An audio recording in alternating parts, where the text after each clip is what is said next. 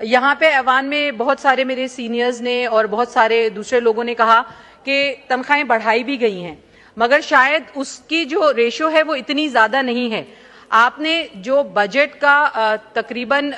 جو تنخواہ دار طبقہ ہے اس پہ 30 سے 35% بڑھا دیا ہے، جبکہ جو آپ نے تنخواہیں بڑھائی ہیں وہ اس کے مقابلے میں کچھ بھی نہیں ہے۔ اس کے باوجود جو ہے جتنی بھی ہمارے مڈل کلاس لوگ ہیں وہ ہی اس میں چاہے ڈائریکٹ ٹیکس ہو، چاہے انڈائریکٹ ٹیکس ہو، چاہے دوسری اشیاء خوردنوش ہوں، ان سب کا جو ہے وہ نشانہ یا اہداف وہی بنتے ہیں۔ دوسرا ہمارا سب سے اہم شعبہ ہے تعلیم۔ قائد اعظم محمد علی جناح نے فرمایا تھا کہ education is light, you give education you give light and without education it's darkness.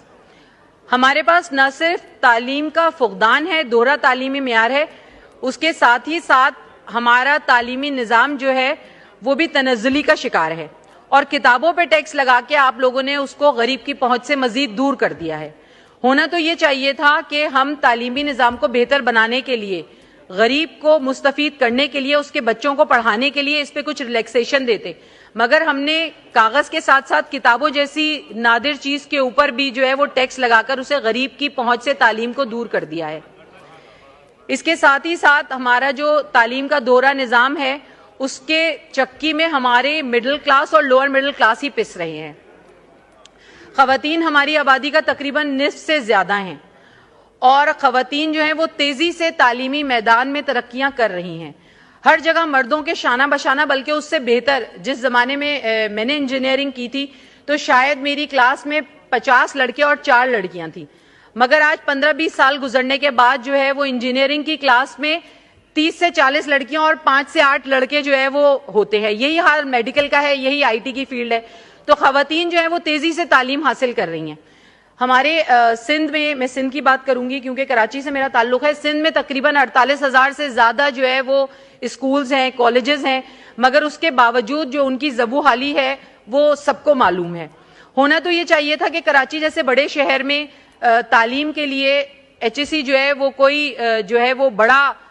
جو ہے بجٹ مختص کرتا۔ خواتین کی وہاں صرف 2 یونیورسٹیز ہیں، نصف سے زیادہ آبادی خواتین کی ہے، وہ تیزی سے تعلیم حاصل کر رہی ہیں، یونیورسٹیز میں جا رہی ہیں، پروفیشنل کالجز میں جا رہی ہیں، مگر اس کے باوجود بھی وہ جو ہے کراچی جیسے بڑے شہر میں جس کی آبادی سینسس میں کئی گنا بڑھا دی گئی ہے، اس کے باوجود وہاں پہ صرف 2 خواتین کی یونیورسٹیز ہیں۔ تو میرے خیال میں خواتین کی یونیورسٹیز کے لیے وفاق کو سوچنا چاہیے، ہائر ایجوکیشن کمیشن کو سوچنا چاہیے، اور اس کی تعداد کو اور ایجوکیشنل پروفیشنل انسٹیٹیوشنز کو خواتین کے لیے خاص طور پہ بڑھانا چاہیے۔ ساتھ ہی ساتھ جو دوسرا ہمارا اہم شعبہ ہے صحت کے لیے بہت افسوس سے کہنا پڑتا ہے کہ میری پارٹی نے تو اپنے مینیفیسٹو میں تعلیم کے ساتھ ساتھ صحت پہ بھی ایمرجنسی لگانے کی بات کی تھی،